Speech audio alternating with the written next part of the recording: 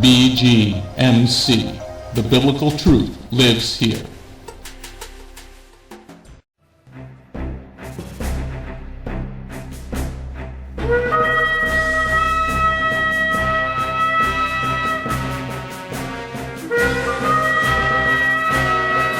Welcome to the City Gate Messianic Bible Study, being brought to you by Beth-going Messianic Congregation. What is the importance of the biblical City Gate? It was a place contracts were made that are binding forever. The City Gate was also a place of redemption for the kinsman redeemer. The City Gate was a place where chastisement was administered. So come join us now as we enter into the City Gate Messianic Bible Study. Amen. Let's go get a blessing. Turn to the book of YAAKOV, James chapter 3. This is our study of the book of YAAKOV, James chapter 3. It's James. This is part number 15. If you've missed any part of this study, you can go to our website. It is entitled Bgmctv.org. That's Bgmctv.org.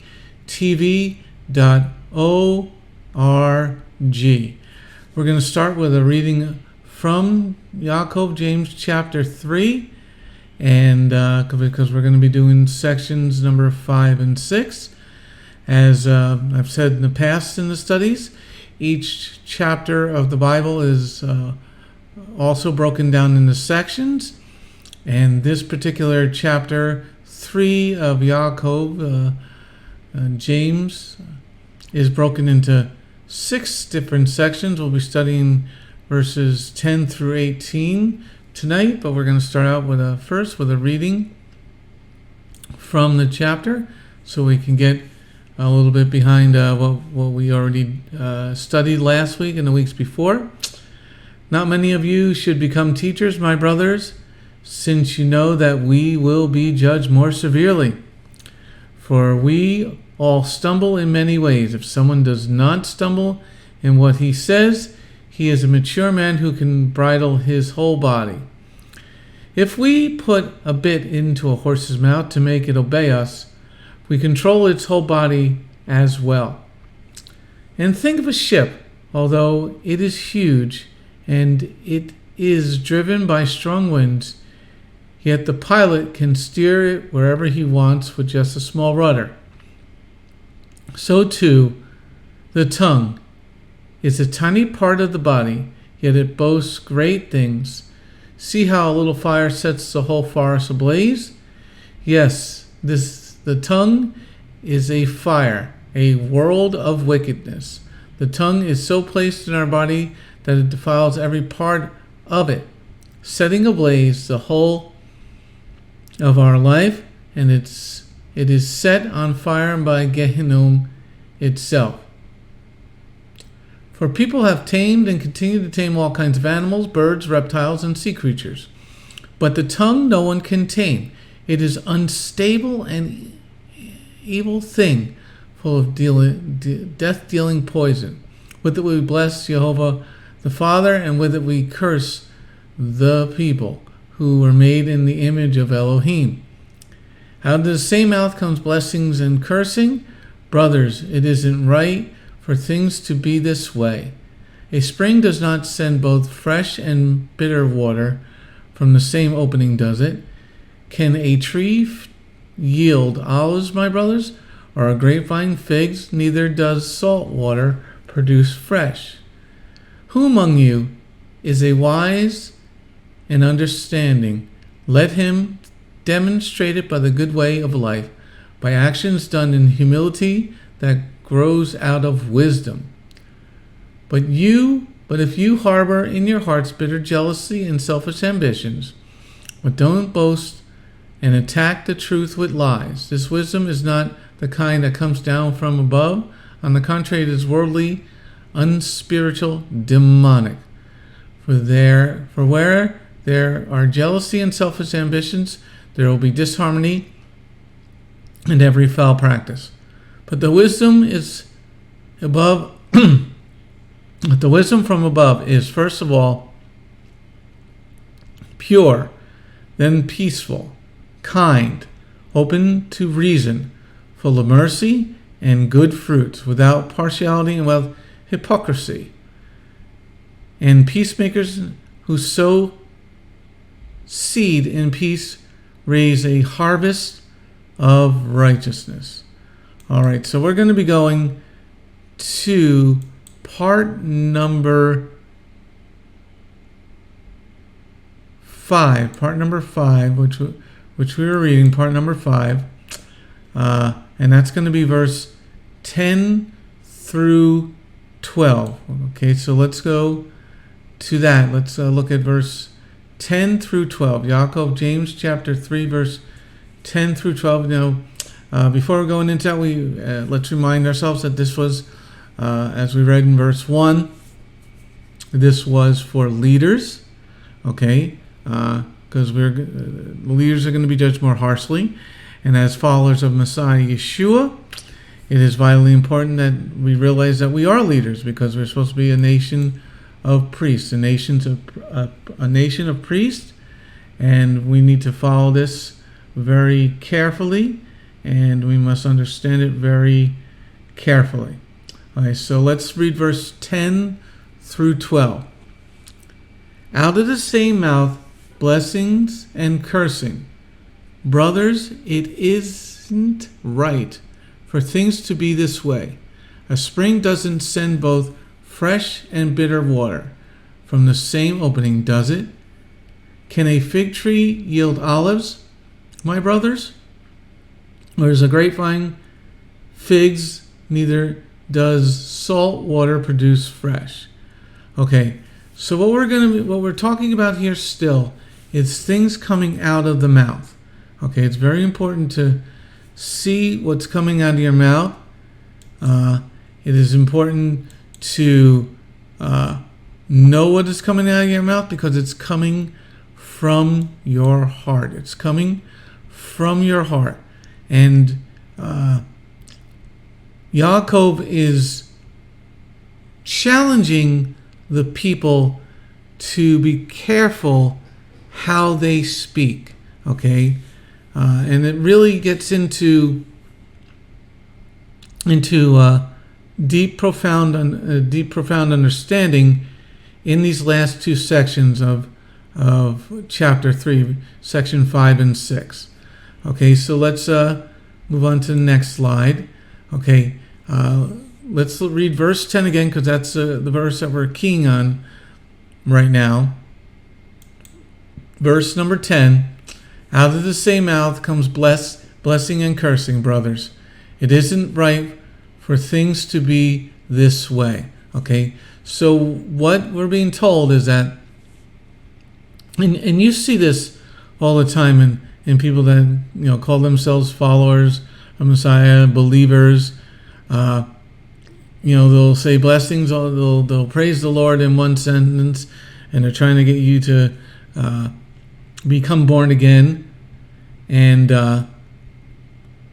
the next moment they're having problems at work, and they're using profanity. So this is not something new. It is something that's been going on for at least 2,000 years, because that's what YAAKOV, James, is writing about. Out of the same mouth comes blessings and cursing. Brothers, it isn't right for things to be this way. So it's very important to see that blessings and cursings, that we're not supposed to have that happening coming from the mouth, because remember, what comes out of the mouth comes from your heart. Okay, so hold your place in James and turn over to the Gospel of Luke chapter 6. The Gospel of Luke chapter 6, verse 43 through 45. Luke chapter 6, verse 43 to 45. We're going to be understanding what comes, what's coming out of your mouth is coming from your heart. So if you're having curses, and it doesn't necessarily need to be profanity. It could be cursing somebody, gossiping about them, saying, bad things about them, saying derogatory things about them, and it can mean actual cursing, profanity. So Luke 6, verse 43 through 45 says, "For no good tree produces bad fruit, nor does a bad tree produce good fruit. Each tree is recognized by its own fruit. Figs aren't picked from thorn bushes, nor grapes from a briar patch. The good person produces good things from the store of good in his heart, while the evil person produces evil things from the store of evil in his heart. For his mouth speaks what overflows from his heart." Okay, so YAAKOV James is quoting a teaching from his brother Yeshua the Messiah, and James was saying that out of the same mouth comes blessing and cursing, and Yeshua the Messiah was saying, out of your heart comes blessing and cursing. Okay, and that's not supposed to be, because in verse 45, 6:45, Luke 6:45, the good person produces good things from the store of good in his heart, while the evil person produces evil things from the store of evil in his heart. For his mouth speaks what overflows from his heart. So what's overflowing from your heart can either be good or evil. And what James is telling us is, since we're leaders, we're supposed to control what comes out of our mouth. Okay? We're supposed to control what we say. We're supposed to control our feelings, and we're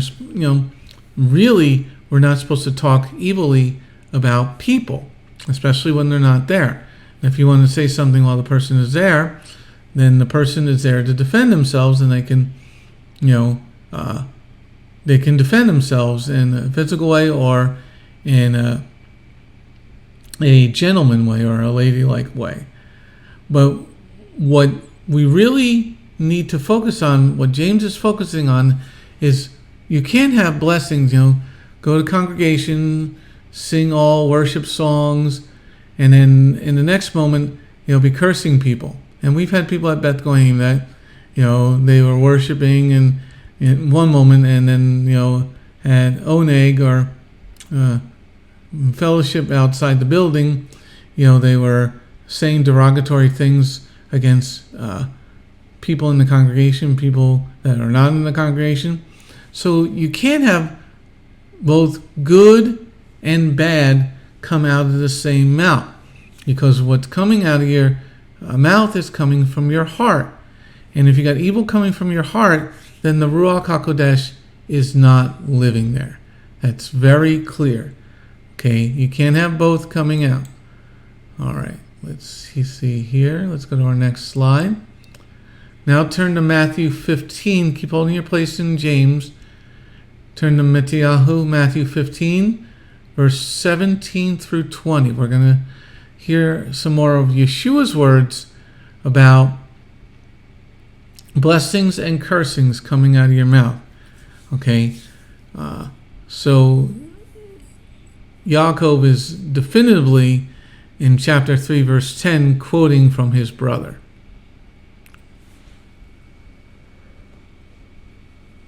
Matthew 15, verse 17 through 19.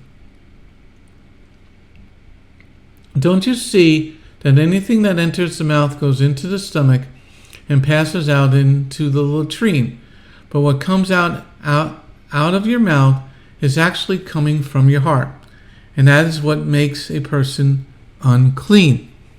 For out of the heart comes forth wicked thoughts, murder, adultery, and other kinds of sexual immorality, theft, lies, slanders.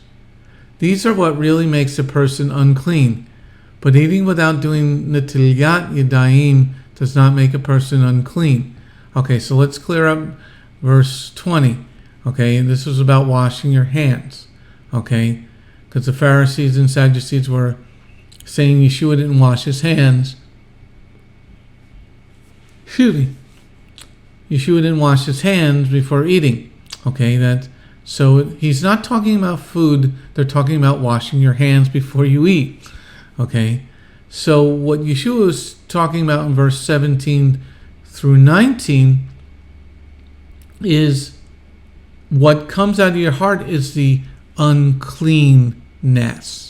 Okay, that is what's not kosher. And that's what most people have problems with.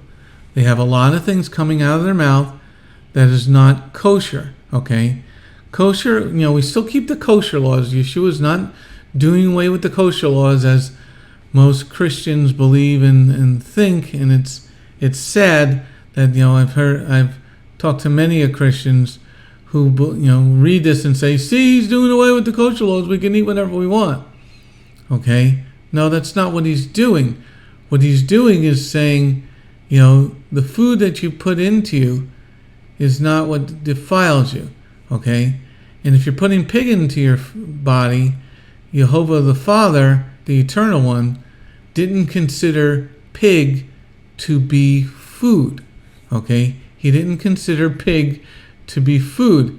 In Leviticus 11, he's specific about what food is for us. Okay, so Yeshua, our Messiah, is saying, what comes out of your mouth in verse 18, but what comes out of your mouth is actually coming from your heart, and that is what makes a person unclean.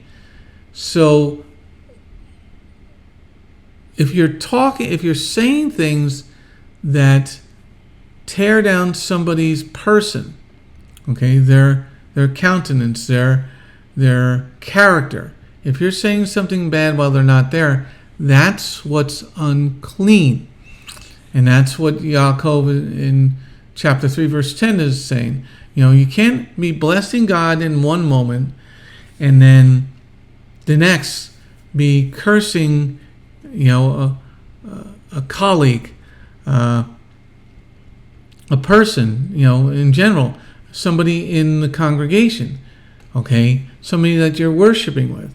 Okay, you can't be doing that. And because when you're doing that, Yeshua says in verse 18, it's actually coming from your heart, and that's what's making us unclean. Okay, and he doesn't want us to be unclean. Okay, it's not the food that you're putting into your body that makes you unclean. It's the thoughts. It's the what did he say in verse 19? Wicked thoughts, murder, adultery, other kinds of sexual immorality, slanders, lies, theft. That's what's making you unclean. So you can't praise God in one sense, you're singing worship song. You're driving in your car. You turn on the radio, and you're listening to a Christian radio station, and you're praising the Lord. Oh, I love this song. You're praising the Lord, and then you get to work, and there's that guy that you hate, and you're talking to another person, and you're throwing them under the bus, and you're saying all these nasty things. But 10 minutes ago, when you were in your car, you were praising the Lord. Oh, I love this song. I need this song today. I'm having such rough times in my marriage, or I'm having such financial problems, and you're praising the Lord, and out of the same mouth comes these evil thoughts, these evil things. So this is what we're being told not to do. Okay, does anybody have any questions or comments? We got some people. Mr. Daron? I had a question. Can you hear me okay? I can hear you. Okay. I tend to grumble a lot, but it's not directed at anyone necessarily. I mean, it's not directed towards or about anyone. Is that the same? Well, grumbling is different. What we're talking about here in YAAKOV is cursing towards somebody. Okay, you're praising the Lord. Grumbling is not cursing. Cursing somebody would be, I wish that person would die. On that line. Okay. Thank you. You got it. Any other questions or comments? All right, let's see here. Let's get back here. I'm gonna go here. All right, next verses that we're looking at here. Okay, turn to Deuteronomy 30. Deuteronomy 30. We're going to look at verse 13 through 15. 13 through 15.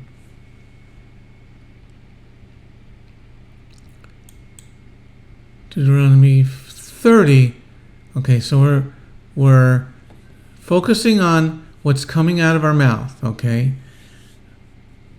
Likewise, it isn't beyond the sea, so that you need to ask, who will cross the sea for us, bring it to us, and make us hear it, so that we can obey it.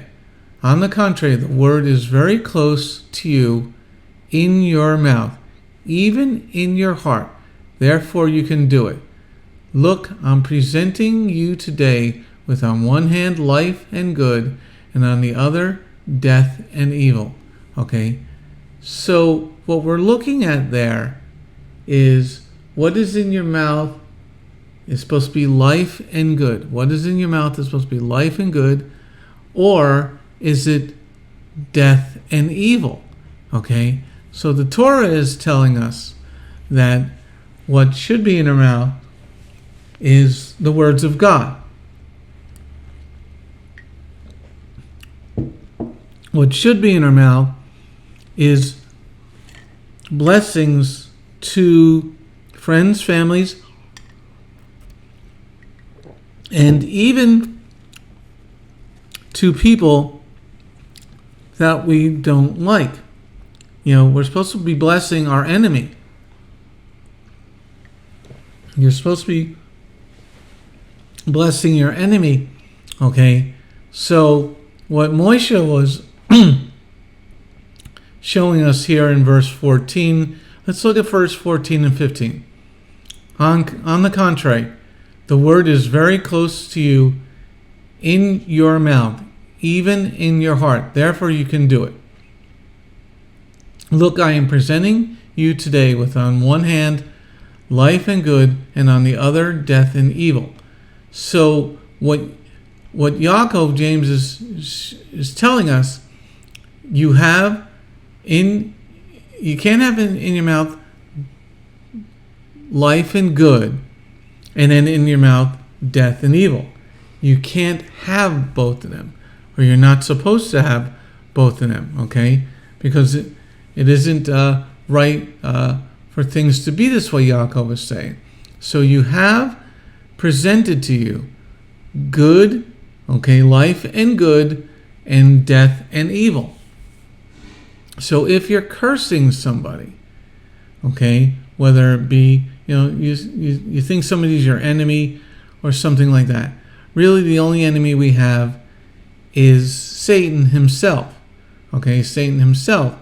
But, Satan does use people as tools, but we're not to hate them. And what we're being told from James, YAAKOV, now remember, he was writing to a baby Messianic congregation. He's writing to a baby Messianic congregation, and they're all coming out of the world. Okay, they're all coming out of the world, or out of rabbinic Judaism. Okay, and he's encouraging them to not be like the world. You can't have blessings, pray to God, do your Shema, and, then you have cursing. So what was going on, and it happens more when people are stressed, okay? We don't know what stress is yet. It's coming, very very strongly. But put yourself in the first century congregation. Okay, they left Judaism, rabbinic Judaism. They've been fired from their jobs. They can't go to the temple to worship the Lord because you believe in Yeshua. You can't come in. Their families have funerals for them. They lose a lot, and that's quite stressful.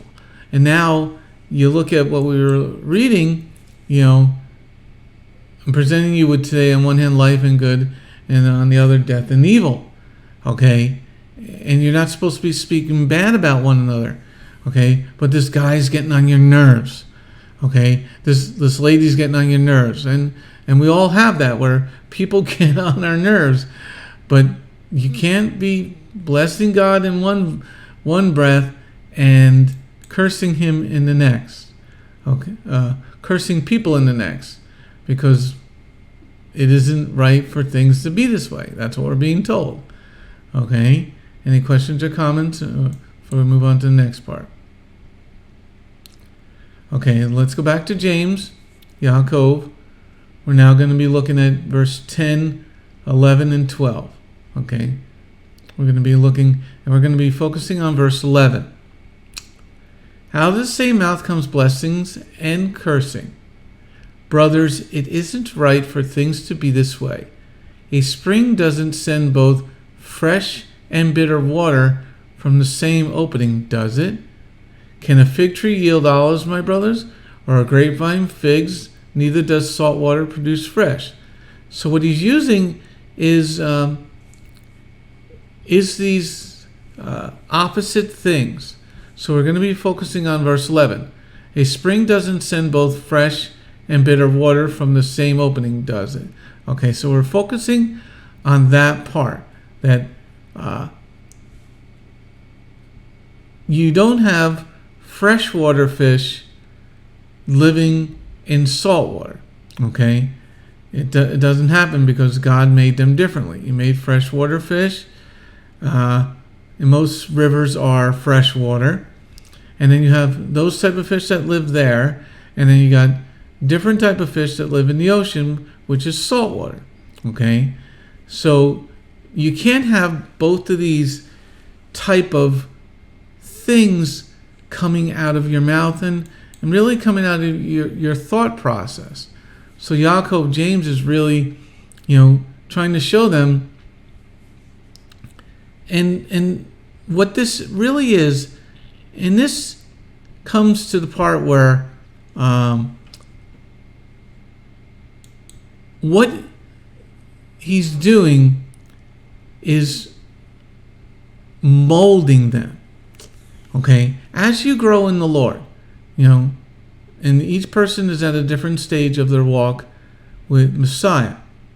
As you get molded, you grow from being on milk to being on the meat. Okay, you grow teeth, you grow up, you get stronger, and you need to let go of the world's type of thought process. And that's what YAAKOV is writing in verse 11. Springs don't send both fresh and bitter water from the same opening. So as you grow in knowledge, grow closer with your walk, you will be able to control your heart and control your mouth, okay?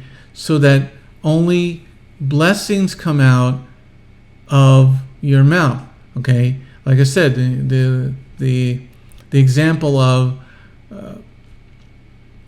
listening to worship music on the way to work, and then going into work and your boss yells at you for a mistake you did, and then you talk to Joe Bag of Donuts next to you, and it wasn't our boss, isn't he the biggest jerk and blah, blah, blah, and blah, blah, blah, blah, blah. Okay, what you need to do is change and be remolded. Okay, so let's take a look at verse 11 again, but what we're going to look at is what is a spring. A spring doesn't send both fresh and bitter water from the same opening, does it? Now, spring in some of your translations is G4077. The first definition is fountain or spring, but what the second definition we're really looking at is a well fed by a spring. Okay, so this spring is something that's feeding others. Okay, something that's feeding others. Feeding another, a spring is feeding the well where they would get their water, and many people in North Carolina have wells here. Okay, so the spring is something that's feeding something else. Okay, and that's a very big concept when you look at verse 11 again. A spring doesn't send both fresh and bitter water from the same opening, does it? Okay, the spring is feeding something. So you're talking about, to your friends, your family, or somebody you meet in the food market, wherever. If you're talking about the Lord, okay, you're that spring, and you're going to be feeding something else. You're that spring that's feeding something else. Okay, and you can't in one breath praise the Lord and proclaim his goodness, and then the next breath, somebody cuts you off in the car and you're cursing them. Okay, you're the spring that's feeding others. So YAAKOV is talking to us about being that spring that feeds others. Okay, let's go on to the next. Now hold your place in James and turn to Psalm 140.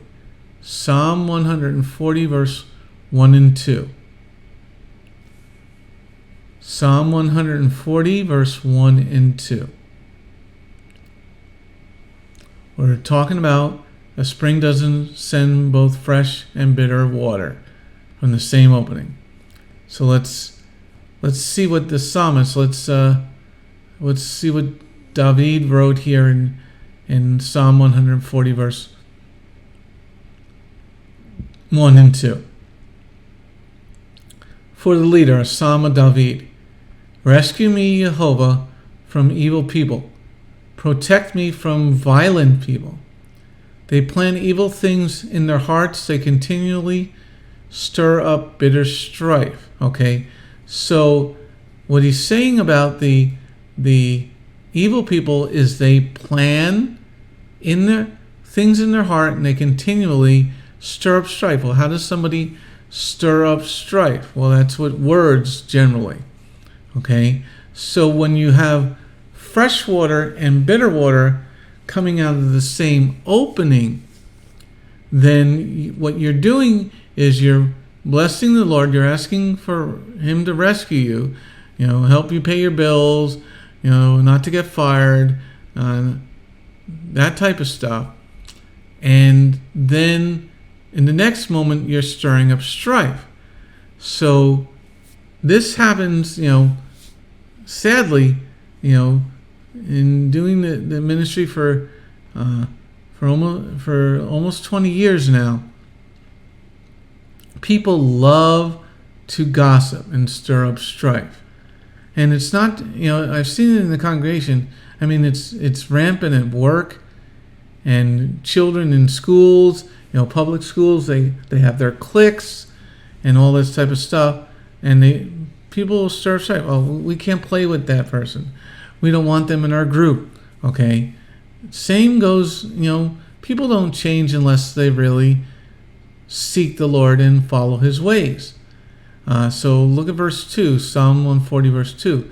They plan evil things in their hearts. They continually stir up bitter strife. So they're stirring it up with their mouths. They have this plan in their heart, this evil in their heart, And remember, you're that well-fed spring. You're feeding something. So if you're stirring up trouble and bitter strife, what you're doing is you're having blessings, and cursings come from the same mouth. And it takes a while, to learn, okay? And you can get caught up in other people's gossip, other people's plans. I don't know if you've ever been, people say, "Oh, you go tell the boss from us, and we'll all stand behind you." And they, when I was a younger man working in business, I was, very zealous and stuff like that.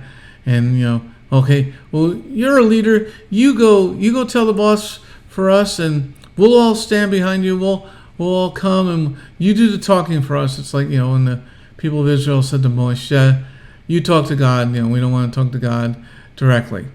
So I led, this revolt at work, and lo and behold, nobody came to help.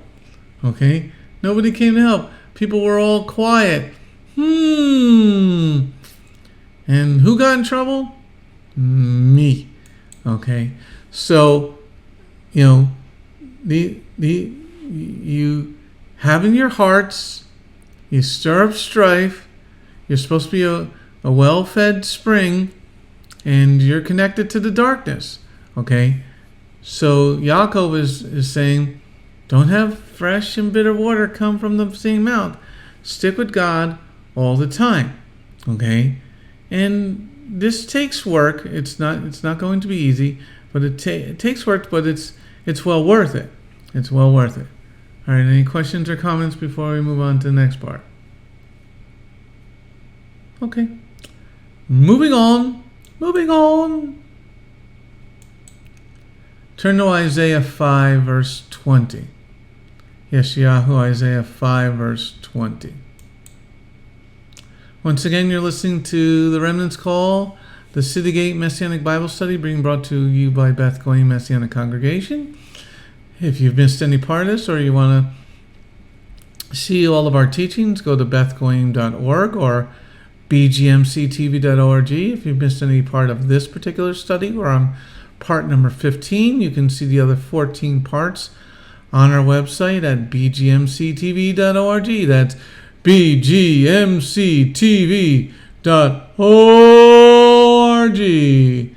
Okay, and there's studies on Thanksgiving. There's studies on the Shabbat, the holy days.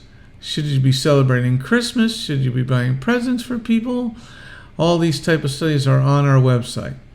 So go to bgmctv.org and click on the education button.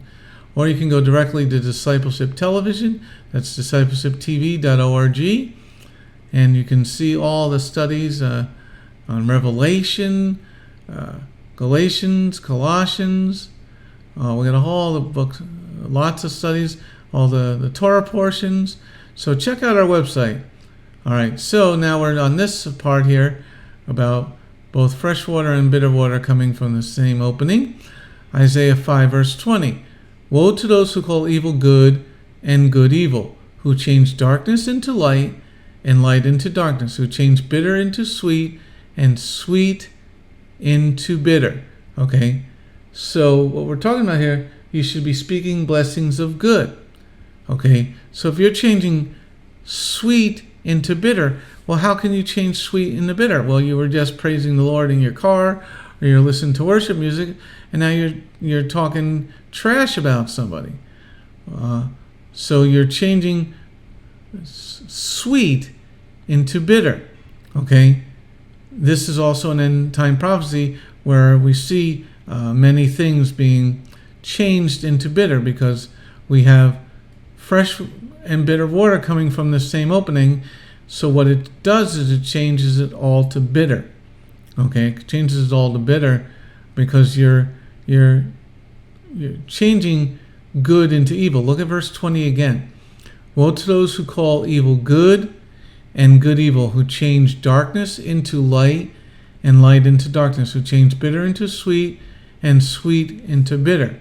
Okay, what you're doing when you're doing that, when you're changing it, it's coming from your heart, as Yeshua told us. Okay, you're calling evil good, so that mouth that was speaking blessings is now speaking curses.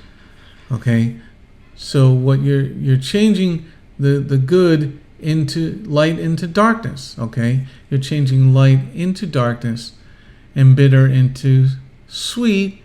And bitter is not going to be sweet. Okay, it's going to always be bitter. Okay, unless you add a bunch of sugar. But when you sugarcoat something, it doesn't really last. Okay, so Yeshayahu Isaiah is saying, don't do this, but in the end of the days people will. And it's like a spring bringing forth, bitter water. Okay, and you can't bless God with that same mouth. So it's very interesting how Yaakov was writing and giving such a powerful lesson in verse 11. Okay. Also remember that they weren't reading the New Testament. The congregation in Jerusalem was the only one that was reading this letter. Okay, because they weren't sending mass emails out. They weren't sending the New Testament out. That wasn't, they didn't have printing presses to copy all the text and send massive copies out to all the congregations. So he's really talking about these leaders, don't change sweet into bitter. And what you're doing by having it flow out of your mouth, it's coming from your heart, and you're going to have problems. Okay? Now, keep holding your place in James and turn to Shemot, Exodus chapter 15. Exodus, Shemot 15, verse 23 through 25. Okay? So we're talking about this, what's coming out of your mouth.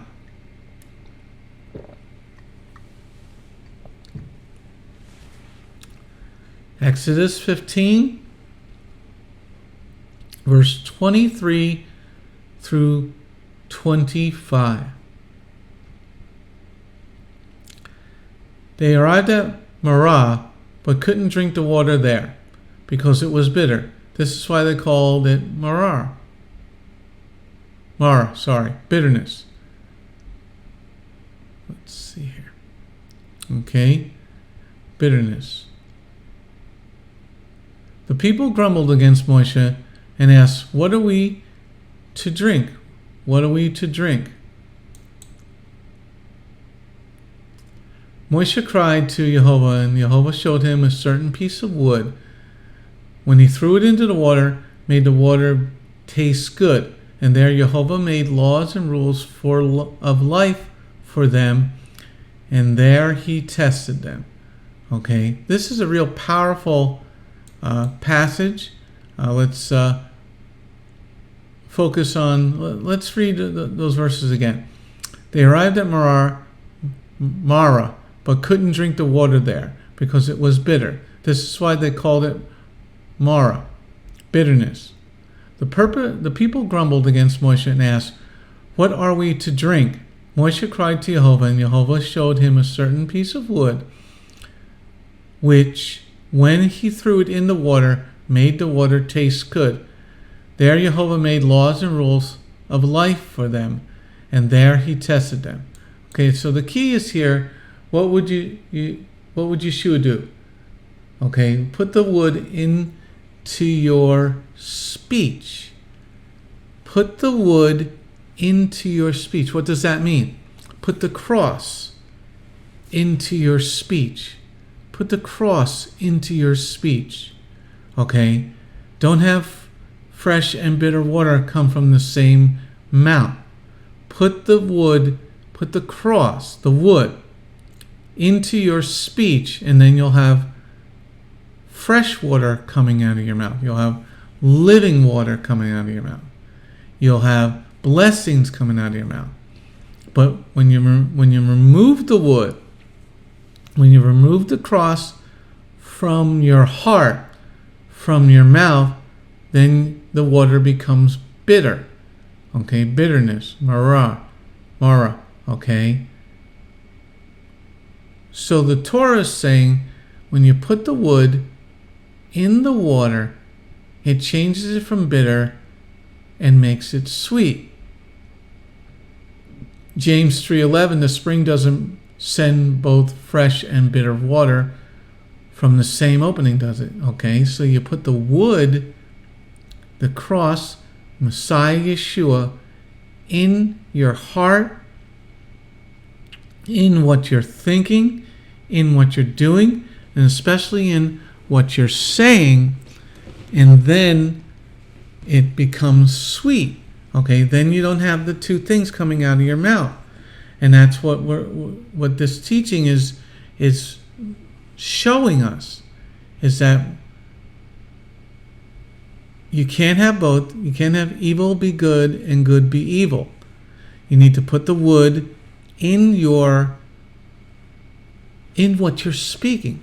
Did Yeshua ever, speak evil over people? Did he ever gossip? No, he spoke truth and he spoke righteousness. So because he is the living word. So what we're being shown here in Exodus and Shemot 15 is put the wood in the water so that you don't bring forth bitterness in your speech. Amen? Any questions or comments? All right. Now let's go back to James chapter 3. We're now going to look at verse number 12. Then we're going to focus on verse number 12. And this is section 5 of chapter 3. Out of the same mouth comes blessings and cursing. Brothers, it isn't right for things to be this way. A spring doesn't send both fresh and bitter water from the same opening, does it? Can a fig tree yield olives, my brothers, or a grapevine? Figs? Neither does salt water produce fresh. Amen. So now what we're seeing in verse 15 is, verse 12, is what are you producing? We're focusing on verse 12. Can a fig tree yield olives? No, a fig tree doesn't yield olives. Can a fig tree be a grapevine? No. Can a fig tree gives figs? Okay. So if you're supposed to be a follower of Messiah, if you're supposed to be a believer, you're following the way, the truth, and the light.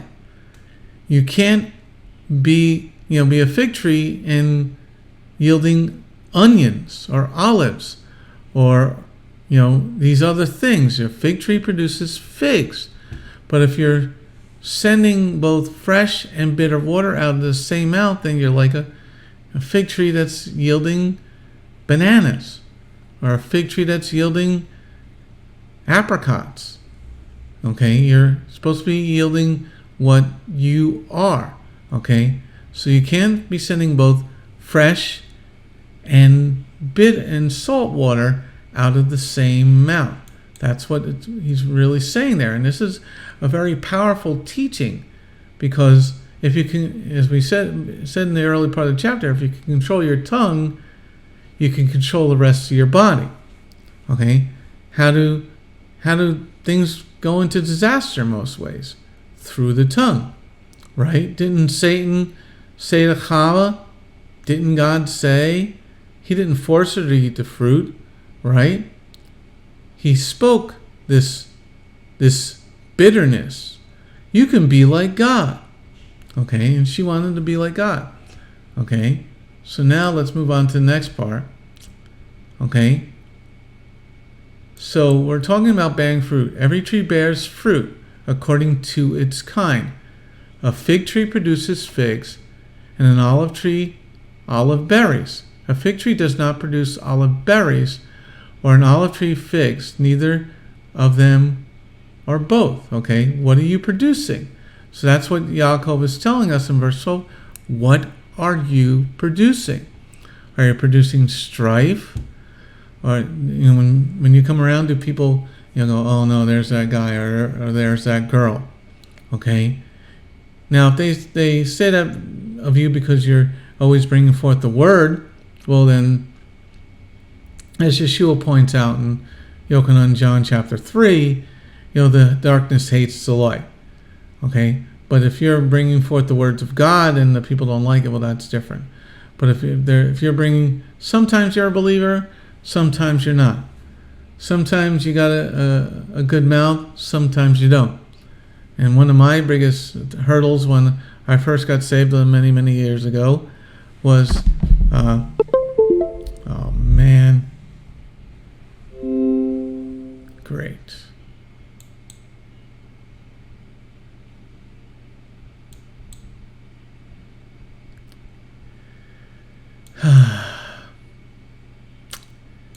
Just bump the microphone and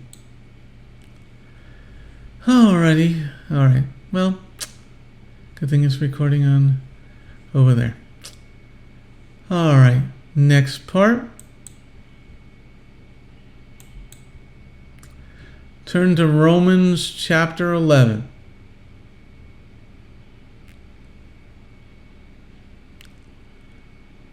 Romans 11, verse 16 through 18.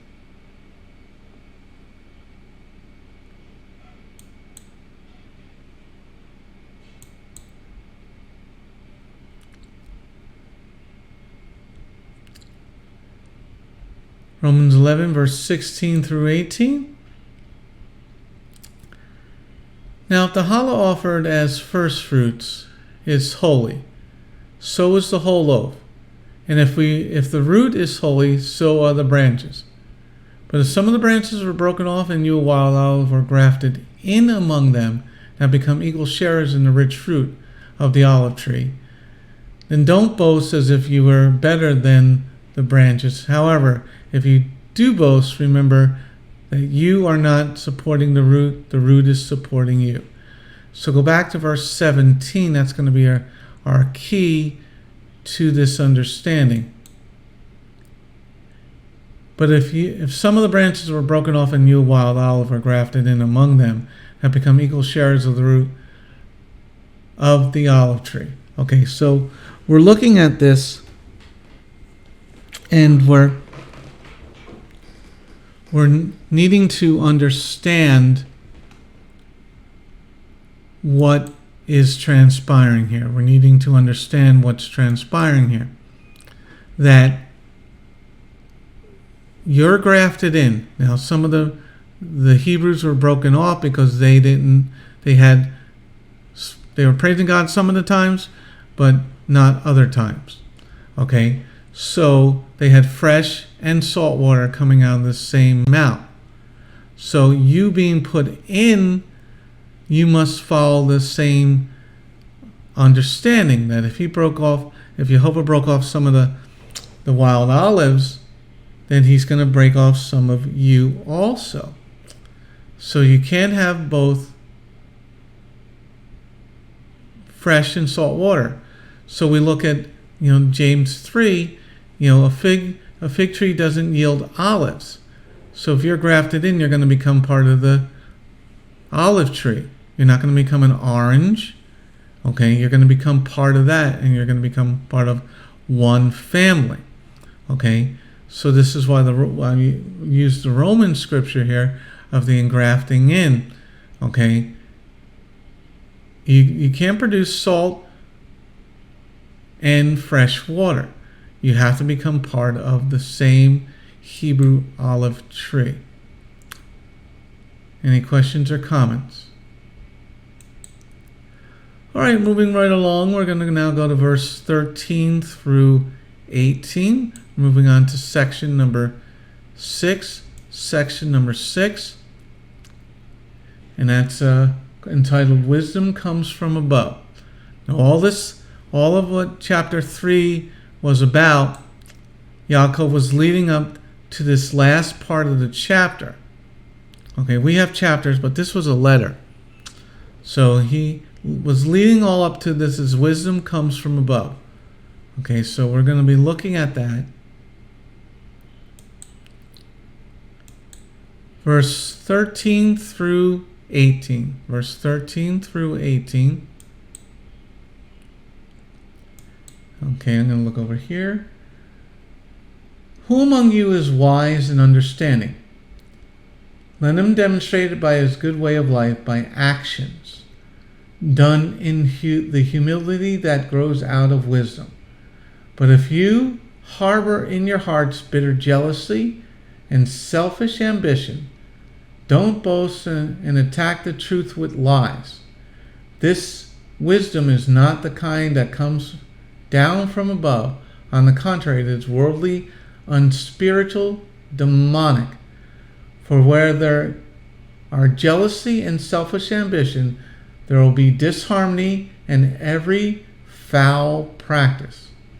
But the wisdom from above is first of all pure, then peaceful, kind, open to reason, full of mercy and good fruits, without partiality and without hypocrisy. And peacemakers who sow seed in peace raise a harvest of righteousness. Okay, so that's real important to look at, because now we're going to take everything that we've learned in the chapter, and we're going to see wisdom from above is first of all pure. Okay, and we're going to look at good way of life and actions. Okay, so now let's first go to some definitions. Okay, we have to first understand what wise, keywords in verse 13. We're going now to focus on verse 13. We're going to focus on the word wise and understanding. Who among you is wise and understanding? Let him demonstrate it by his good way of life, by actions done in the humility that grows out of wisdom. So let's look at the word wise. Let's look at the word wise. Wise is G4680. Number 1, wise. Number 2, skilled, expert, of inventor, originator, planner. Number 3, wise, skilled in letters, cultivated, learned. So a wise person is expert, he's an inventor, he's a planner, and he's skilled. He or she is skilled. Now, understanding is G1990. Intelligent, experienced, one having the knowledge of an expert. Okay, so that's very important for us to comprehend that you're wise, you're skilled, you have knowledge of an expert. Okay, so now we look at verse 13 again. Who among you is wise and understanding? Let him demonstrate it by the good way of life, by actions done in humility that grows out of wisdom. Okay, so the first part we need to look at is, how do we determine a good way of life? How do you determine what is a good way of life? Some people think it's a big home. Some people think you shouldn't have a big home. Some people, a good way of life, I have a great car. Some people, think of money. Okay, what does the Word of God show us what a good way of life is? That's where everything that we're talking about here, through these 14 studies, okay, and this is part 15, is come down to this verse. Determining what is a good way of life, but what God determines, what Jehovah Elohim determines is a good way of life. So hold your place there in James and turn over to Leviticus 18, verse 4 and 5. Let's determine what a good way of life is.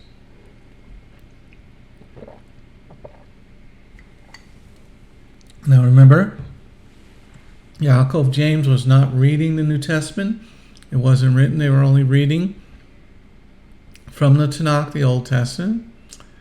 So we have in Leviticus 18, verse 4 and 5, "You are to obey my rulings and laws and live accordingly. I am Yehovah your Elohim. You are to observe my laws and rulings. If a person does them, he will have life through them. I am Yehovah." So YAAKOV, James, is writing in chapter 3, verse 13, demonstrate it by his good way of life. Well, what is a good way of life? Following the rulings, laws, all the mitzvot, all the commandments of God. And it says in verse 5 of Leviticus 18, if a person does them, he will have life through them. So a good life is following the commandments. So anybody who says we're not under the law anymore doesn't know what a good way of life is. So we're being told very straightforward. Look at Leviticus 18, verse 4 and 5 again. "You are to obey my rulings and laws and live accordingly. I am Yehovah your Elohim. You are to observe my laws and rulings. If a person does them, he will have life through them. I am Yehovah." So it's very clear what we are to do, how we are to do it. If you want a good way of life, then you got to obey the rulings, the laws, the commandments. Okay? Your actions will show that you're following the commandments. We look at other denominations, even other forms of Messianic Judaism that don't keep Torah. So what do their actions show? Well, they come, they don't wear the tzitzit all week long, but they put on the talit, to come to shul, to come to synagogue. So one day a week they have the tzitzit, and the men are not wearing them the rest of the week. They put a kippah on to come to service. Is that what the Lord wants? Should we even be wearing a kippah at all? Okay, a yarmulke, a skull cap. So what is a good way of life? Well, we're being told in Leviticus 18, verse 4 and 5, the commandments. Okay, now turn to Deuteronomy 30. Let's confirm that. Deuteronomy 30, verse 14 through 16. Deuteronomy 30, verse 14 through 16.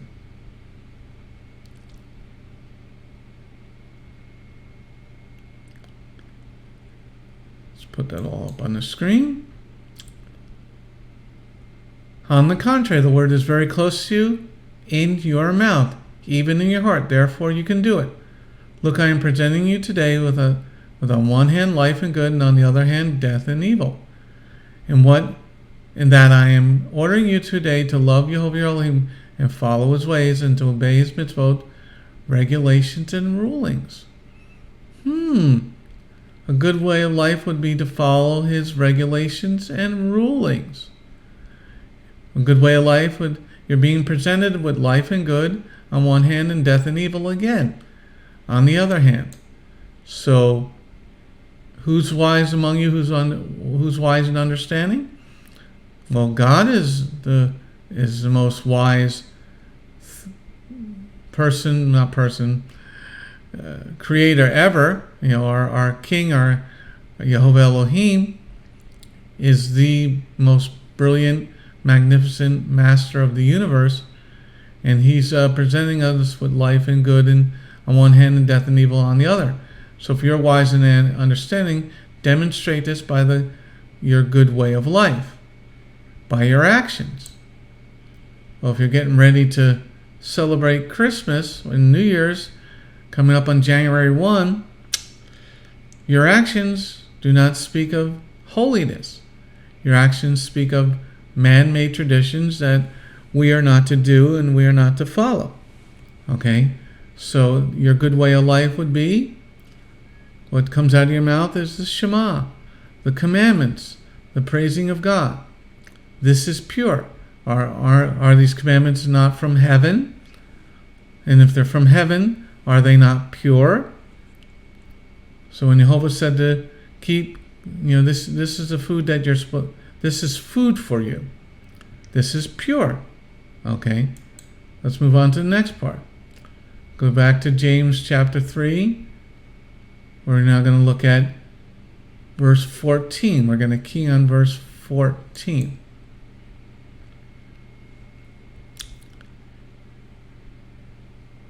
But if you harbor in your hearts bitter jealousy and selfish ambition, don't boast and attack the truth with lies. Okay, so let's take a good look at what the definition of jealousy is. Okay, with the word that was used by YAAKOV that we have in the Greek. Let's see what this jealousy is, because it's very important to understand what he's saying, because your actions are going to speak louder than your words. Jealousy, and in some translations it's the word envy. It's G2205. Definition number 1. Excitement of mind, fervor of spirit. It's from G2204. Properly, heat, that is figuratively zeal in a favorable sense, or order.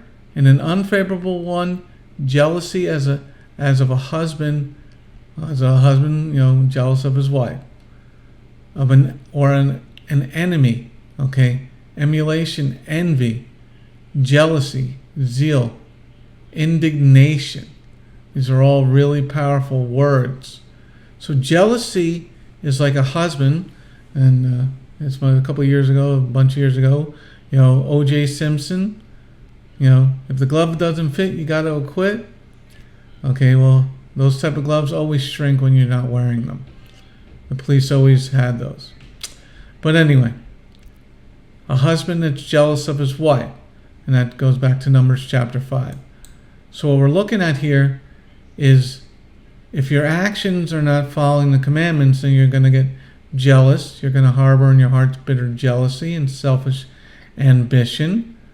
Okay? And then you're going to speak against people. You're going to speak against people in the congregation. You're going to speak against people at work. You're going to speak up against people in general because you're not keeping the commandments. Any questions or comments?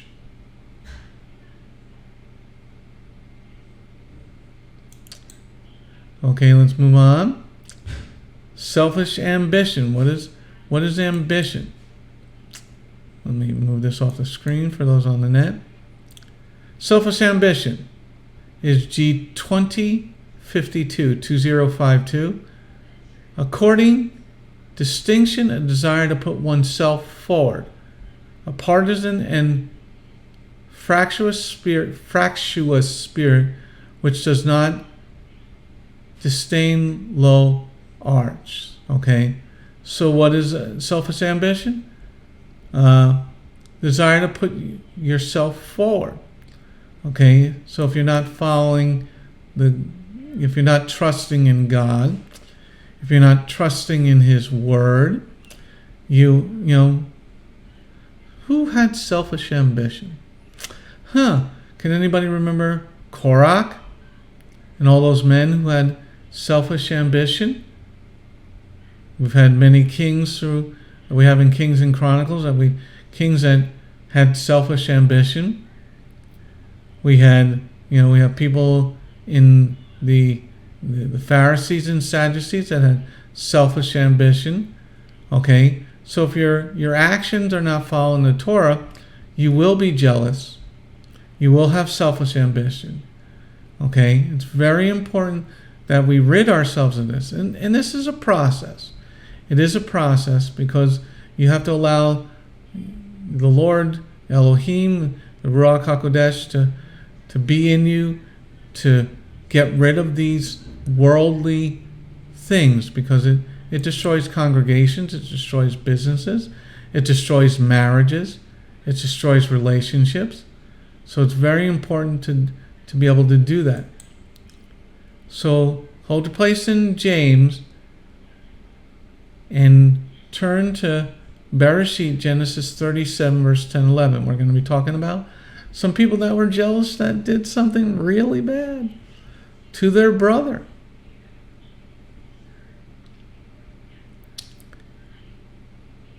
Bereshit, Genesis chapter 37, chapter 37, verse 10 and 11.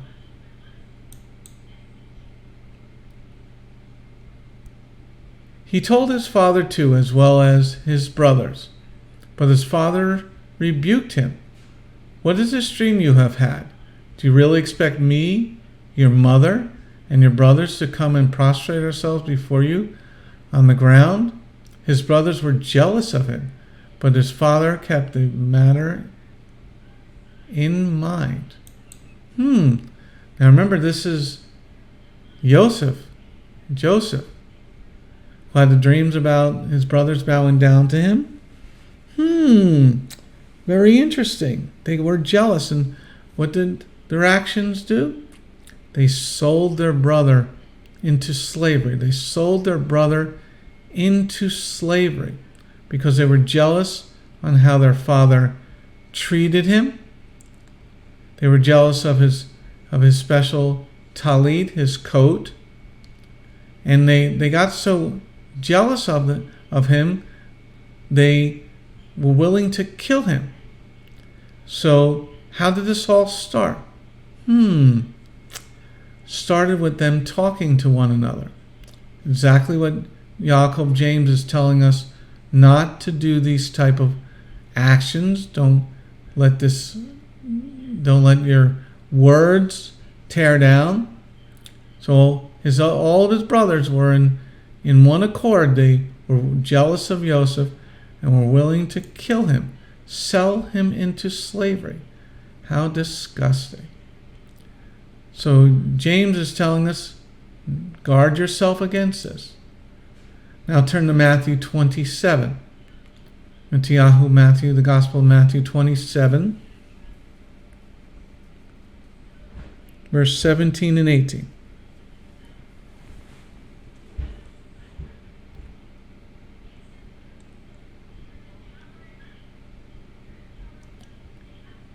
Matthew 27, verse 17 and 18.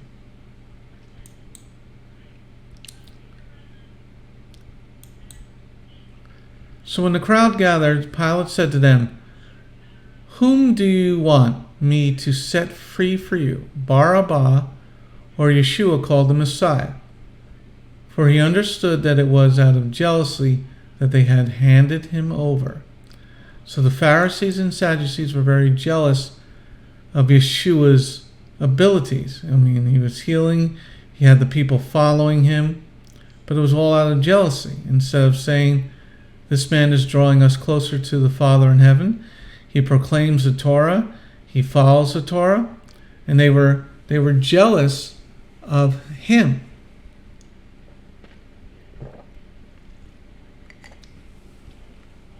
And jealousy we see from the brothers of Joseph and to the Pharisees and Sadducees. They're willing to kill over jealousy. And many a man and woman have killed people over jealousy. So we're being encouraged by YAAKOV James to not do this. Okay, before we go on to this next part, and ask any questions, and we're going to pause there for this study. We're going to pause there. Any questions or comments before we close in some prayer? All right, let's close in some prayer. Thank you, Lord, for your blessings today. Thank you, Lord, for this incredible study. Your word is a lamp unto our feet. Let us be molded into your image and into your likeness. Let us not fight you, but let us speak words of truth and love and compassion, and let us grow in understanding so that we may be more like you. In your name, Yeshua, and everybody said, Amen. Shalom. This is Messianic Rabbi Andrew Dinnerman. I would personally like to thank you for tuning in to the Remnant's Call each and every week. You can listen to the full message on our website, bethgoyim.org. If you have drawn closer to the King of Kings, learned more about Him today, we are blessed. If you are blessed by these messages, please consider a donation to our ministry. You can go to our website, bethgoyim.org. That's BETHGOYIM.org, and click on the donate button. You do not have to have a PayPal account to donate. All you need is a debit card. Once again, thank you very much for listening to The Remnant's Call.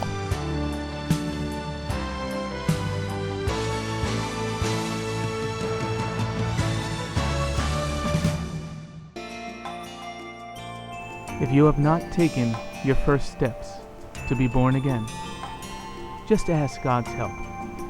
Remember, it's His loving grace that has come to find you. No one is worthy or able to reach God, but God can reach us, and He's reaching out to you now. Just open your heart and let Him in. His arms are open, and the blessing of salvation and eternal life are waiting for you. Don't let it wait any longer.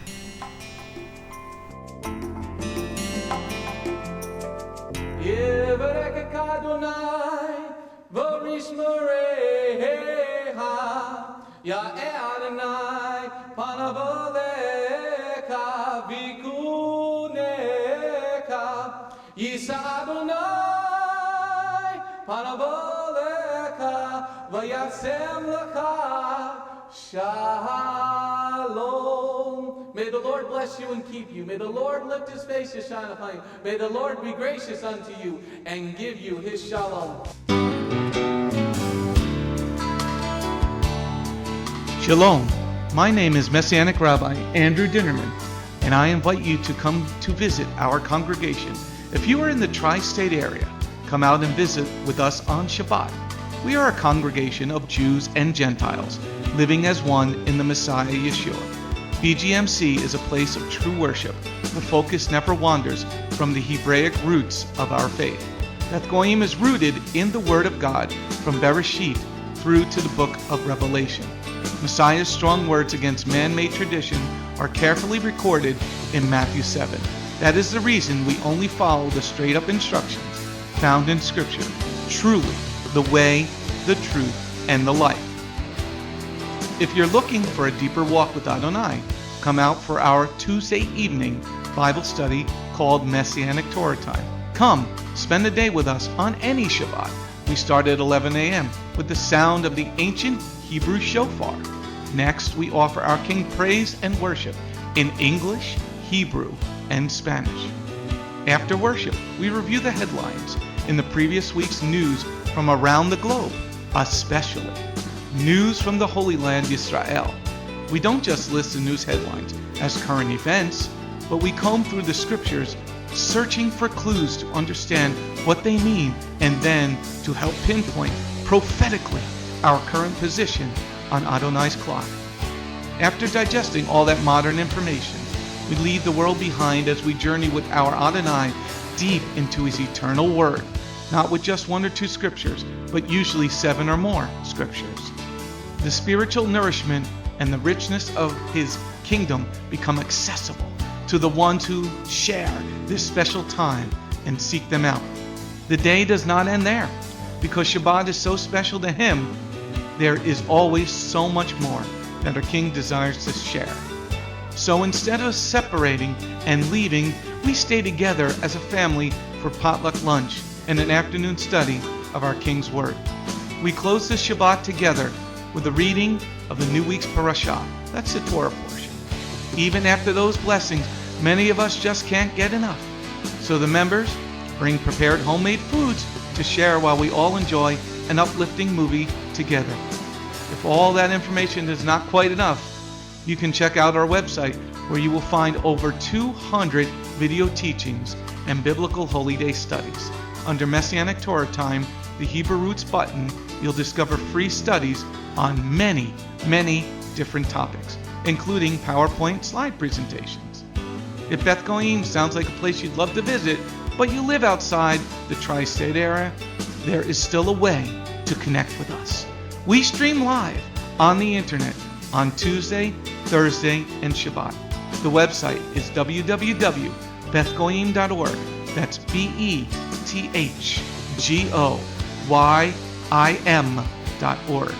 Our phone number is 973-338-7800 or 978-2-YESHUA. That's 978, the number 2, Yeshua.